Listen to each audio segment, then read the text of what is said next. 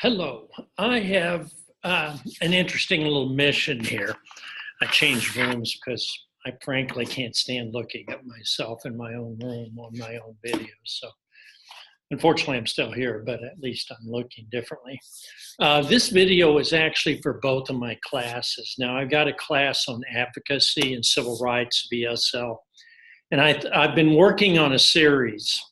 It's still a little sloppy, but it's about different types of ways to teach English as a second language. And you need this in the other class, which is Introduction to basically TESOL, to teaching English as a second language.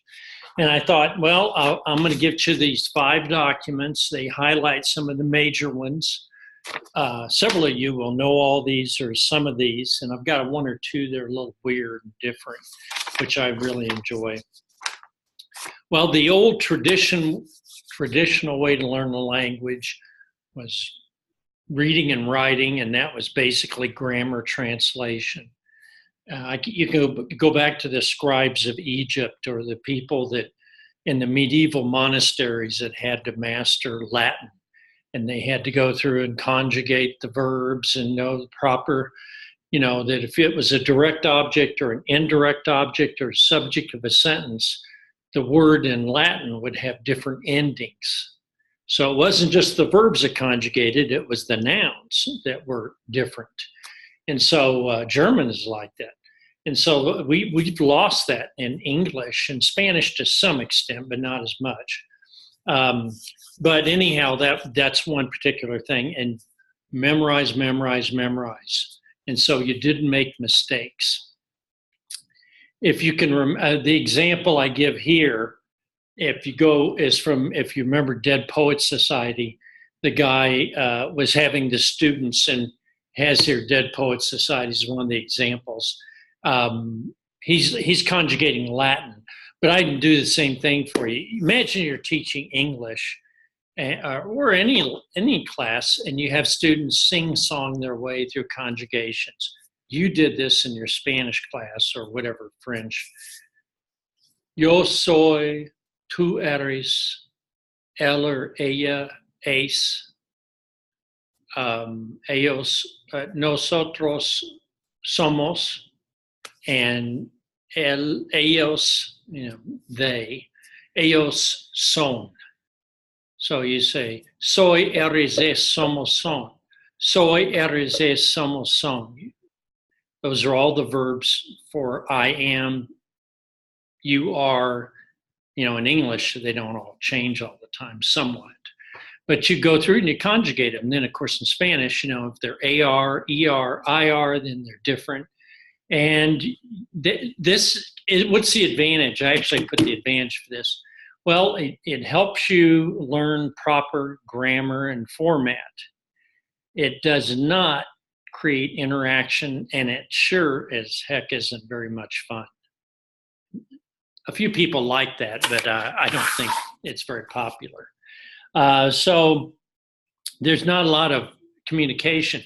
A lot of you went to Spanish class, and I know some of you are Spanish teachers, so I'm not talking about you, but I know some of you been to a foreign language class, and you got out, and you knew grammar, you knew how to say a few things, but you couldn't converse. And I see that a lot.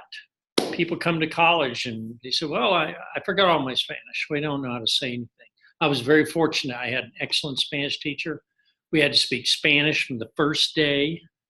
That's a little bit called the direct method or the Berlitz method. A long time ago, a thing called the Berlitz. They hired a French teacher to teach French, found out he didn't know any other languages. So that everything had to be in French.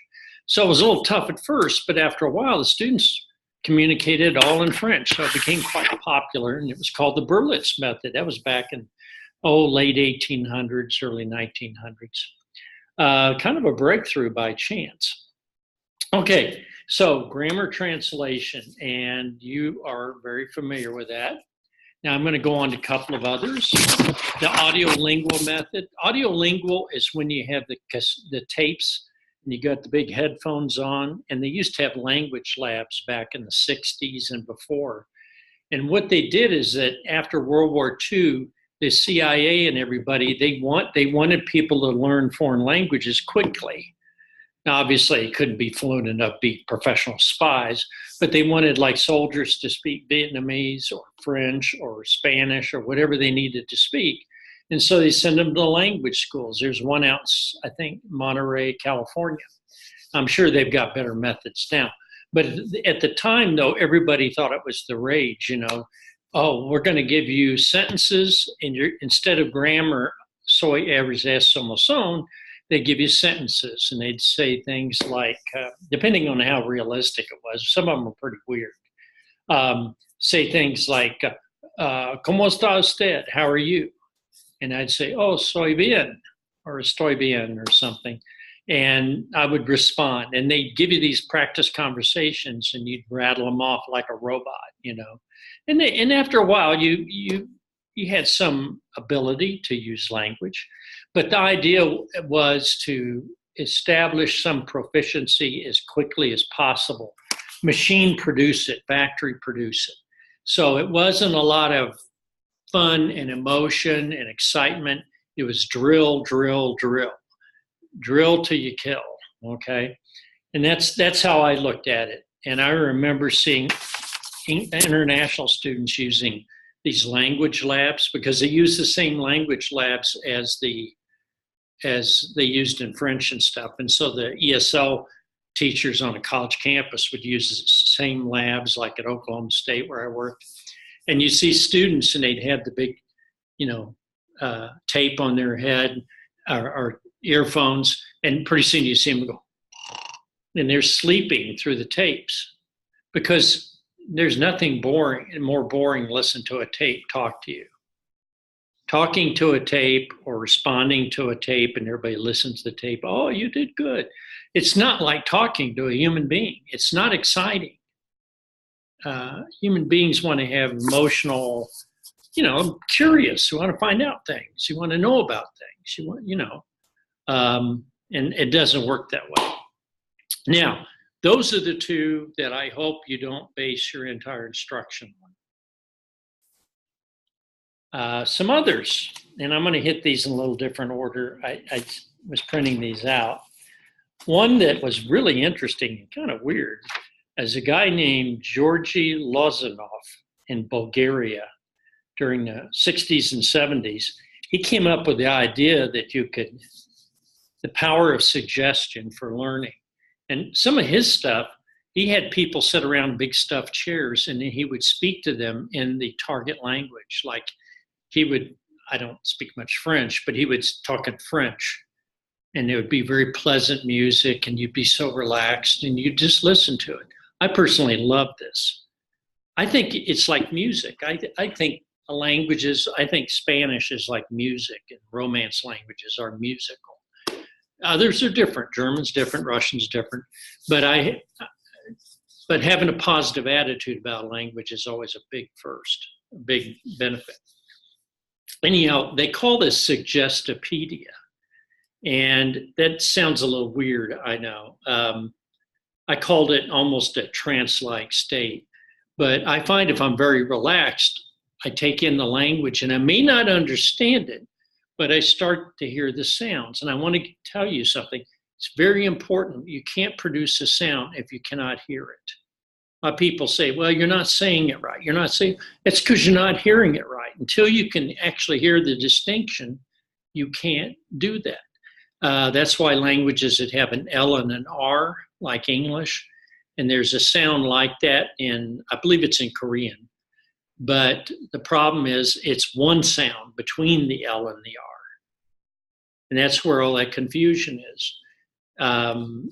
So where some languages have two sounds that are very close together, and they're just definitely different. Some just have the one sound, and that's where it gets really tough to pick up the difference. You know, if someone's listening and speaking in English, they're coming from a language with the L and the R, basically the same sound, then you got a problem. But I like the idea of listening. And Lozanov came up with some interesting ideas. He would have a concert reading, could be seen as kind of a pleasurable event. So he kind of did it with music. And that is not a bad idea. Some innovative ability in that value. And I've got a little bit of more modern. I have some versions here. I don't have the one with the guy playing music in the background and speaking in French. But Lonnie Gold here, I got some examples of Suggestopedia.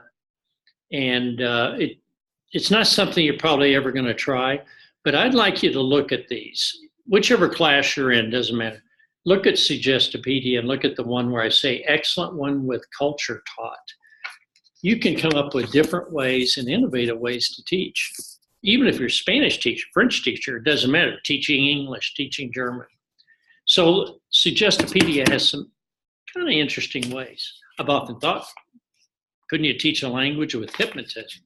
I actually have hypnotized people and it's worked. And so I really can't do it. I can't do it on here because, first of all, I know I'm mesmerizing in my presence. But the fact is that probably would be unethical. Because if I succeeded, then what the heck do I do? Because I actually succeeded once in hypnotizing somebody and then I didn't know what to do. It was like, this stuff works. You know, it's kind of like magic. Okay, another approach I wanted to bring up, and I think, oh, this is definitely strange. It's called a method called, let me see. I think I took out the sheet here. Oh, here it is. The silent way. Now, you might think something called the silent way couldn't possibly be a way to teach a language. But it actually is very, Gategno in the early 70s came across with this. It's discovery learning, and he had a color-coded wall chart, and he had colored wooden rods. And you'll have to look at some of the examples, but he would take out the rod, and he would say the word for rod and the word for color, and just put it down. And he might say it twice. Then the students had to imitate it. But he wasn't very active. He was forcing them to do all the work, which made this very curious. Now, it struck me that the students got, if they're really focused, this is, he says discovery learning, but this would be an interesting way. It would be almost like learning a language where the person's not really giving you too many clues and you really have to go on everything you can. You have to kind of check. And so people would say the red color, and they'd say red, and they'd say blue, and then say green. And then they know the word for rod, but you could expand this to other objects. And so the student was very engaged. Now, this isn't going to work probably with a lot of students. First of all, the idea of that level of focus from the students for that length of time is rare. It's almost like you're a linguist and you're amongst a tribe where they're not going to help you too much, but you ask them certain questions like, what color, what is this called? Fish, what is this called? Early people studied other languages, particularly Native American tribal languages around the world. They had to go through this process of elimination, to figure out the language. I know a little joke about that. There was a man who studied a language among, I think, the Yanomama in southern Venezuela. They were somewhat cannibalistic at the time. When they invited you out to eat, they invited you out to eat. See, you got jokes. Anyhow, what was interesting about this is that this tribe, when they would explain who somebody else was in the tribe in their name, they used dirty words. You know, you can imagine in English saying, well, what's that guy's name? Well, he's the son of a, oh, and they'd write it down and ask him that. And of course, the man would get mad. So he was getting these archaeological linguists were getting in trouble. They might get punished for these dirty jokes that were being played on them. So the people actually told them the wrong stuff. They thought it was kind of funny. So the silent way is interesting. You might use it in certain lessons, you know. Maybe you're explaining a science lesson. You want the kids to understand, you know, this is a test tube and this is a litmus paper. And these are things like this, you know, I don't know, maybe that would work. So silent way is intriguing to me. And I always say it's not a normal way to learn because it requires such a level of concentration. But it would be exciting to the people that want to do that. That's the silent way. Okay. Now, one that you probably are very aware of, and it's used in elementary, and it's used in language very naturally, is called TPR, Total Physical Response. And James Asher came up with this at San Jose University. And he got it from watching young children, Simon says, touch your nose. Simon says, stand up.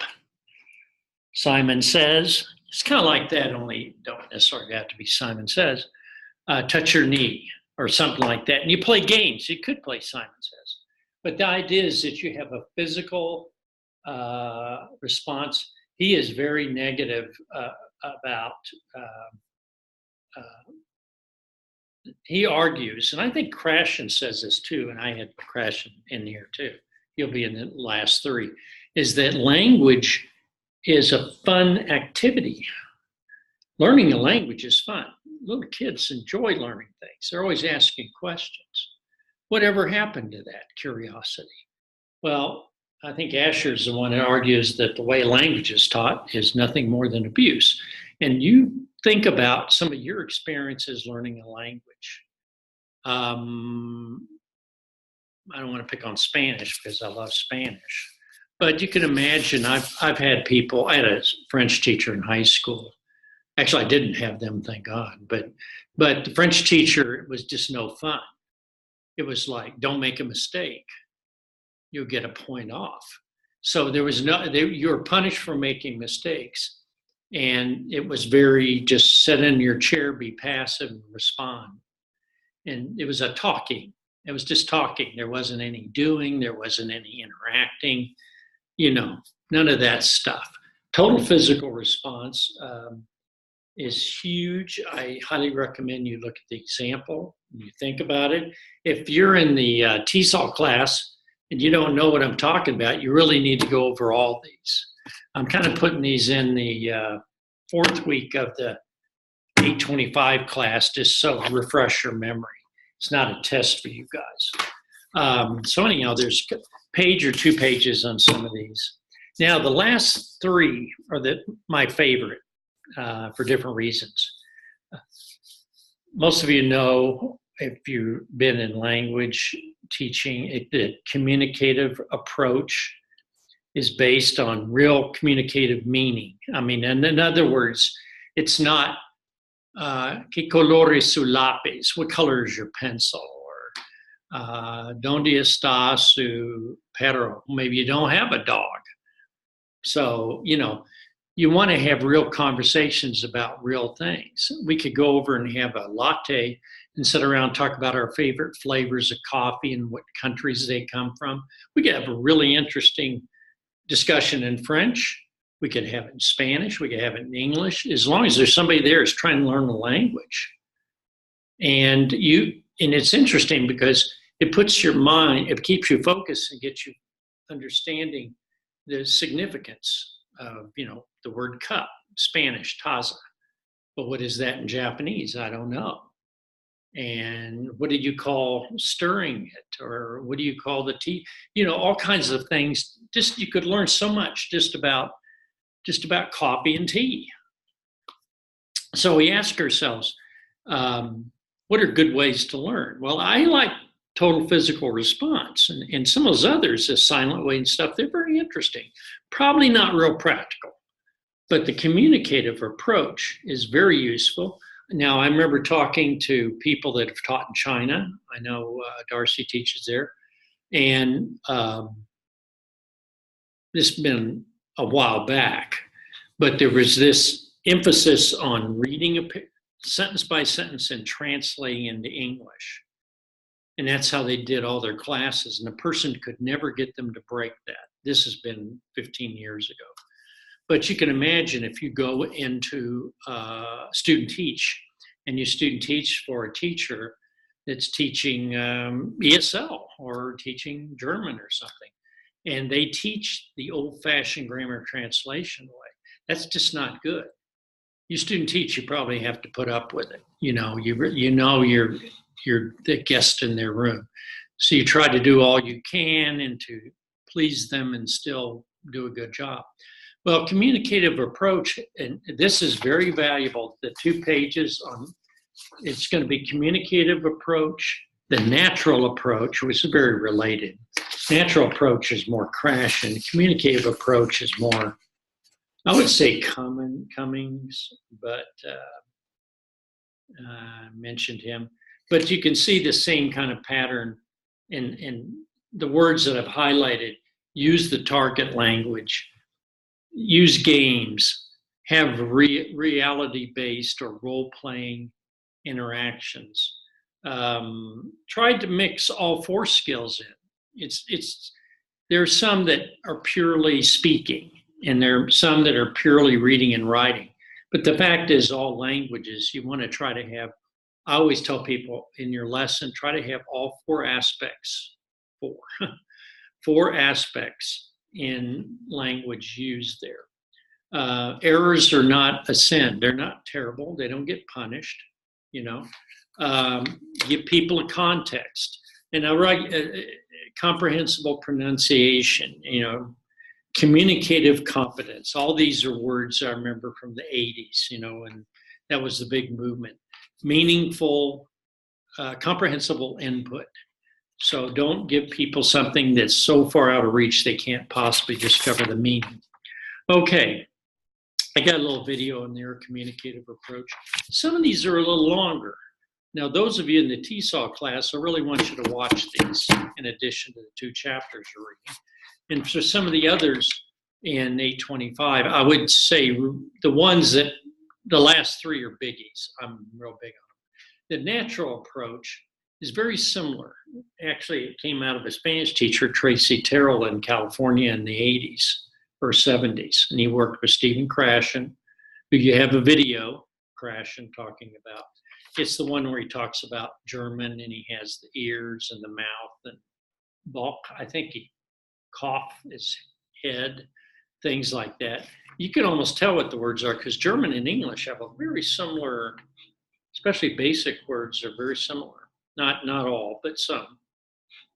Oh, okay. And you have to know a little bit about Krashen. Talks about his theory that we have a language. Chomsky, I'm not talking about Chomsky, but he's the linguist that said we have a language acquisition device unique in the wiring of our brain. We're very good at it, whereas animals have their own language. You know, birds actually do have language, but they just don't take notes and don't have post-its. You never see a woodpecker with a post-it up on the tree. I'm being farcical. Okay, so I emphasize here how the natural approach is so different from the audiolingual. The focus is on not on structure, is on communication rather than its form. So you want people to get the idea across, and then the grammar will come later. You don't quite emphasize it that way. Speech comes slowly and is never forced. Remember, we have a silent period. Kids come over, they have a silent period. You start making them talk and they're not ready, or they're emotionally not ready for that, you actually drive them further out. They get harder, it's harder to work with them. It's like, I'm going to embarrass you, and then I'm going to ask you to perform later.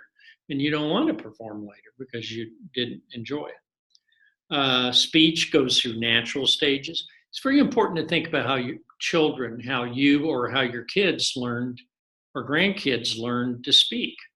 Think about the natural approaches and the emotions. And, you know, kids are shy. They'll say yes or no, or they'll, you know, sometimes they'll talk a lot and sometimes some won't.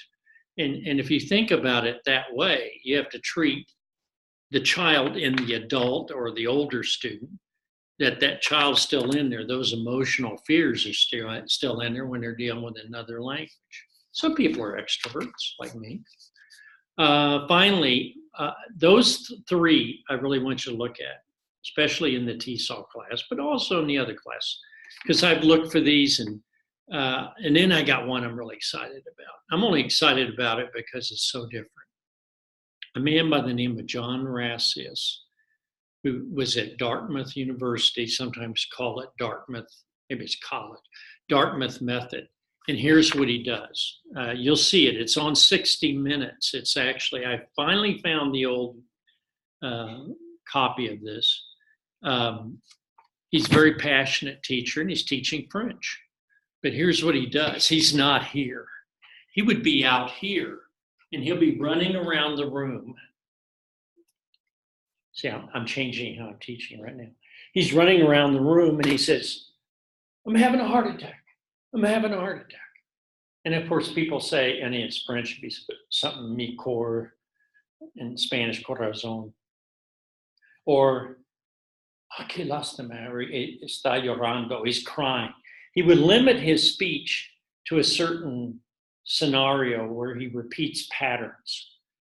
And he runs around, and all the students a lot of them are standing around. Sometimes if you'll look at the sample, sometimes he makes them put on blindfolds. And the class is like a riot. Some people are dancing, some are running around. There's a big premium put on acting. I remember he had one, he was playing Cupid and he was firing the arrow and said, oh, I love you, and stuff like that. And what was interesting about it was the students, when they measured it, each student in a class of 25, each of them had 60 interactions with the teacher. And so that meant he had 1,400 responses or something like that in the space of an hour and 10 minutes. And you would think, oh, I could never ask so many questions, get that many responses. I wouldn't have time to mark them down. It was a totally different approach. And that's why I want you to watch it. At some point in your ESL, you have to promote communication. The same for languages, French, English, German, whatever, I don't care. You've got to be able to, they've got to be forced, or they've got to be put in a position where they're going to interact. Now, Crash and some of these other guys, they argue you can't force people to interact, but you give them lots of samples and you persuade them through motivation and the excitement in the classroom. Oh yeah, you want to interact. This is too much fun not to participate. And you're having so much fun. And of course, there's a risk. I mean, if you did that in elementary, maybe it'd just totally go to pieces. So you have to develop your own controls. He's the guy in the example at CBS 60 Minutes. He's working with college students. But I have examples in working with Chinese students. And so I'm sure he's probably passed by now. He would be pretty old. But his methods are very, very useful. I've always thought of ESL or language teaching, having the room sometimes look like an acting stage where people come in little these fake doors and they come in and they say, oh, I'm here with your laundry or your dry cleaning. And then you have to say, oh, it's very dirty. Es sucio, ¿qué pasa? It's dirty. What happened? ¿Qué pasa? You know what ¿qué pasa is? It's now English. So you can see that I'm all excited. I'm out of my chair and I'm out of my room. But the thing is, these methods, especially if you're working with small groups, you could have some real fun with these. One of the teachers who knows, Alicia, we talked about communicating with her students by having a lattes to drink or something, or maybe iced tea after school, or maybe during school, I don't know. But actually have to sit down and have a little meal or a snack or something and ask questions of her students. And to bring in people, this would be a good way to build community, but also language instruction. So you always see community building as language instruction, especially I want to emphasize that in the TESOL class. But I wanted to share this video tonight. Now, I want to mention that I have 2 videos about the chapters for the 899 class. I'll probably do those tomorrow, if you don't mind. I had a little interesting, I had to go and take 2 cats to the vet. One cat was not cooperative, and I now have nice scratches all over my arms and my hands. I forgot to put rubbing alcohol on because I had an itch about something else. Ooh, that was painful. Okay, I'll put up the discussion for 899 tomorrow or later tonight. And now I'm going to be going through all of your discussions. I got a lot of stuff graded in the other class last week. Discussions I'm kind of just now getting to. So, and I'm also for the 825 class. I may share it with everybody. I'm doing you're doing those annotated